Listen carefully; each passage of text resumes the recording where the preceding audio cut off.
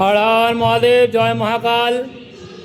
আজকে আমার পদযাত্রার 9 দিন কমপ্লিট হয়ে গেল। টোটাল 1 বছরের পদযাত্রা। আমি আজকে শিলিগুড়ির কাছাকাছি ফাটাপুকুরে পৌঁছে গেছি। এখানে আজকে স্টে করব।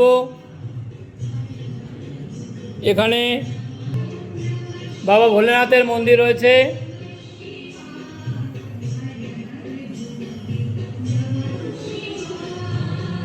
পাশেই রয়েছে আমাদের মা কামাখ্যা মায়ের মন্দির। মা কামাখ্যা মায়ের মন্দির।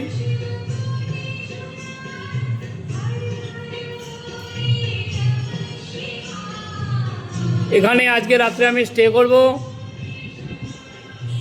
হর হর মহাদেব।